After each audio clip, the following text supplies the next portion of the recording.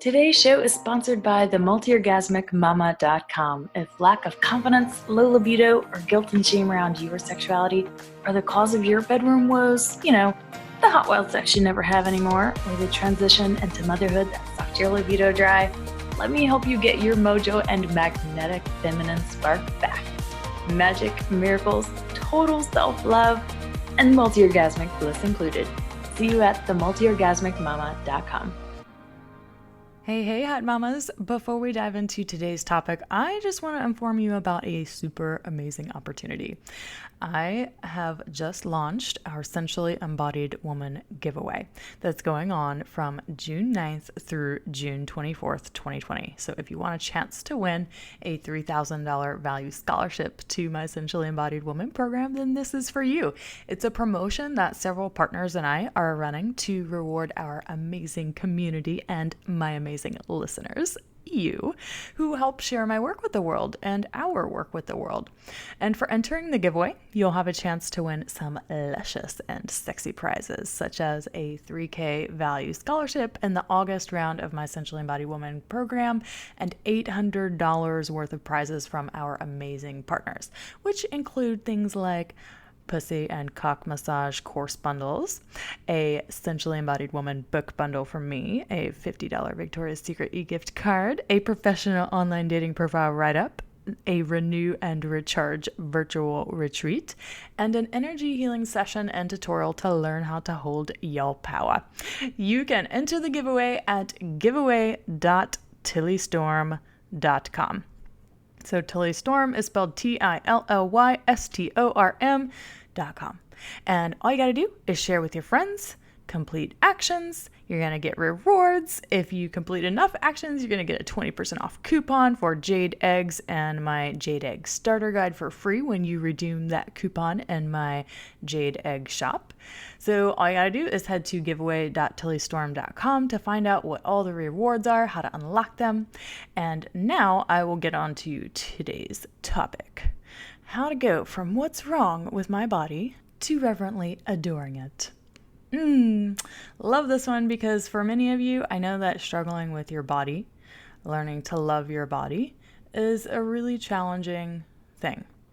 In all honesty, I used to ask myself the same thing for many, many years. I grew up with so much guilt and shame around the body, thinking it was disgusting, that you can't trust it, that it had to be a certain shape, it had to be a certain skin color. For me, I had to be darker because I'm like really, really, really freaking white. So I always wanted to be more tan because that's what Hollywood told me I needed to be, right? And just thinking that my body had to look a certain way before myself or any other person could love it too. So if you're ready to call in the radical truth that your body is sexy, no matter what shape or size or color it is, and if you're ready to call in the radical truth that it's also not a medical problem waiting to happen, and if you want to recognize that your body is actually a portal designed to give you exquisite amounts of pleasure. It is a sacred portal that is designed to receive pleasure. Then, well, you're listening to the right episode. All right, I've got 4 different steps. I don't know what you want to call it, whatever. 4 things that you need to do in order to turn your toxic relationship with your body into an adoring love affair. The first is that you have to recognize that the value system that has been placed around our bodies has been defined by patriarchy and a bunch of white dudes that determined what's sexy. And just recognizing just how much we have defined the value of our body based on values that have been passed down to you from people that you would never, ever want to identify with. Okay, when I was in Indonesia last summer, I went to Bali. I had a surf guide from the island over called Lombok, and I went out surfing a couple of times and just started to notice that all of the people out there, they were either Europeans, Australians, a couple Americans, but not many. and locals, but all of the locals out there were men. There were virtually no local women surfing. I actually, the entire time I was there, I saw one local Balinese woman surfing.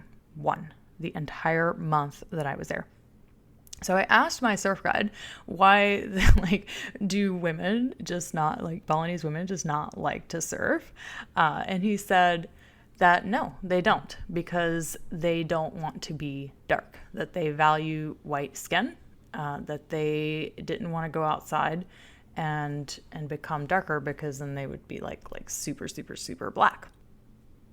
Well, ladies, for the sake of what's going on in the world right now, and for the sake of being able to adore and love your own damn body, we have got to stop defining the value and beauty of our bodies by other people's standards, especially white fucking men who want to define our value themselves. Hashtag Black Lives Matter, which is a whole topic for a different type of podcast. So I'm not going to go into all of that right now, but the second step to going from what's wrong with my body to reverently adoring it. I said step. Maybe I meant thing. I don't know. Whatever you want to call it. Step or thing. Who cares? Okay. The second thing is to start asking yourself some empowering questions about your body and what it's done for you, and creating your own damn value system around how awesome your body is. Like, you could ask yourself these questions instead to help define your value system around the body. How sensitive is my body? What am I actually able to feel in my body? Why don't we value body sensitivity? Having a sensitive body is something that we could place value on instead of things like how big it is or what shape it is or blah, blah, blah, blah, blah. Okay, the second question you could ask yourself is, what kind of gifts does my body already offer me? If you really think about that one for a minute, you're going to find a lot, okay? Just the overall health that you have. If you're not healthy right now, thinking of the times that you have had health and how much of a gift that's been. Sometimes I think about my kids and I'm just like, dude, I don't know how I got so lucky. Like, they're so healthy, and it really puts me in check. Like, it really puts me in check. Like, holy shit, man, I am so lucky to have kids that are just, that they're just fucking healthy and they barely ever get sick. Like, how awesome is that? Like, why don't we value that more? Why don't we show gratitude for our bodies more often, for something so simple that it just does, that is always seeking to thrive? And another question you could ask yourself is, well, how grateful can I be for all the things that my amazing body does? You know, that could be anything from your health to having birthed babies. I mean, wow, what a feat. Another question you could ask is, how can I find the beauty in all phases and cycles of life? Instead of just valuing a 20-something-year-old body, right? That's what society would have us value over anything. Forever 21. Oh, right. Yeah, I need to look like I'm 21 forever. No, fuck that shit. Who started that? I want to know who started that shit. That drives me crazy.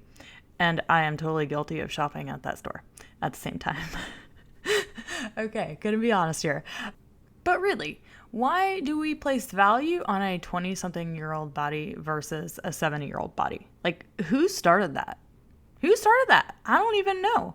But you don't have to, that does not have to be your value system. You get to choose that. Okay, another thing we can ask ourselves is, how can I begin to view my body as another expression of nature? You know, it's just, it's part of nature, right? How can I view it as something, like, you don't judge an oak tree by how big or, you know, old it is. Actually, you think it's more amazing and beautiful the bigger and older it gets. So what's up with us viewing our bodies as something that, you know, if they're big and old, then they're somehow less valuable?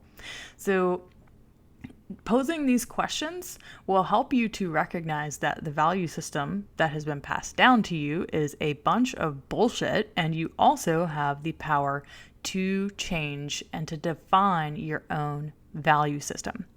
Now, the third thing that you can do to go from what's wrong with my body to adoring it is to start practicing looking at your body through the lens of that new value system that you create for yourself instead of the old one that's been passed down by patriarchy and a bunch of white dudes that think that whatever they said was beautiful had to be the thing that was beautiful and somehow made you believe it. Makes me mad. Okay, now that means that you have got to make amends with that judgy, critical part of you that you took on in order to adopt to society's standards of beauty and to attract relationship partners. So you unconsciously adopted this value system in order to fit in, to get loved, to belong. And it means recognizing that every part of you, whether it's your skin color, your pussy, your anus, your fluids, everything is, and it can be, a shameless part of you. That it can be shameless, that when you came to this planet, you did not think that your body needed to be anything other than what it is.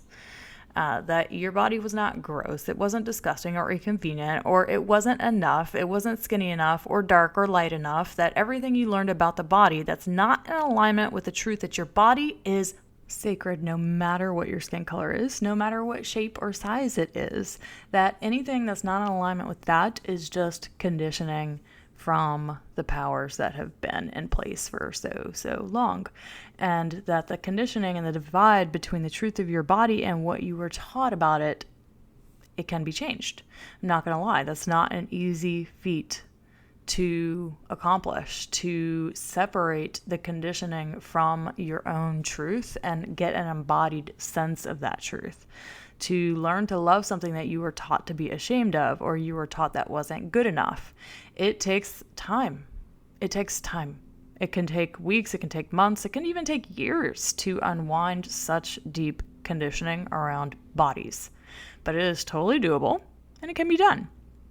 Now, the fourth step, or thing, is to recognize that your body is a part of nature, and nature is meant to thrive. That means that there's nothing in nature that isn't exactly as it should be, and that includes your body. Your body is not a medical problem waiting to happen, and it is not a machine that should constantly be going. And when you treat your body with respect and care, just like you would anything in nature, like when you speak lovely things to your body, when you shift your self-talk, your body will naturally respond positively. And you see it with things in nature that when you speak positively to houseplants or animals or even babies and with failure to thrive syndrome, or, it's even been shown that when you speak positive words to water that they align in a beautiful crystalline structure, but when you speak poorly to them, it gets all discombobulated. So all living things will respond positively when you speak nicely to them and love them, and they tend to thrive when you do. So the same is with your body. When you choose to love it, when you free yourself of that value system that was passed down to you that does not serve you, when you free yourself of the energy that it takes, can you just take a moment just to think about how much energy it must take for you every single day to compare yourself to other people and to other bodies, and how much energy it must take to reject your own body. And when you call back that energy for yourself and heal this inside of you, that means that you get to take all of that energy that you spent for decades rejecting and hating yourself, and you get to use it to do whatever the fuck you want with. Like showing up in the world, like using your voice in the world, like being visible in the world instead of hiding and comparison and shame and self-judgment. So when you recognize that your body is a living, breathing organism that will thrive when it is loved and cared for, and you choose to do that, you will begin to come into right relationship with your body just like you do when you come into right relationship with nature, when you treat it with respect and you don't litter and you are environmentally conscious and all of that stuff. So let's review, Hot Mamas. There are 4 things that you can do to go from what's wrong with my body to reverently adoring it. The first is that you got to recognize that the value system that's been passed down to you about your body came from patriarchy and a bunch of white dudes that got around and defined what they consider to be sexy. And then the second thing is you have to start asking yourself some empowering questions about your body and what it's done for you, and creating your own value system around how awesome your body actually is. The third thing is to start practicing looking at your body through the lens of your newly defined value system instead of the one that's been passed down to you, and radically choose to love the part of you that has had to adapt in order to get love, safety, and belonging in the past. And honestly, that takes lots of support and lots of healing work, and it's something you cannot do alone. And the fourth thing is to recognize that your body is a part of nature, and nature is meant to thrive. So treat it with love and respect, just like any other living thing. So if you want to take this work further and in a supportive container with my support and accountability and in sisterhood, then you can go enter into the Essentially Embodied Woman giveaway at giveaway.tillystorm.com, or you can just go apply for the program at themultiorgasmicmama.com/sensually-embodied-woman. All right, Hot Mamas, thank you so much for joining me today. And here's to going from what's wrong with my body to reverently adoring it. All right, see y'all next week.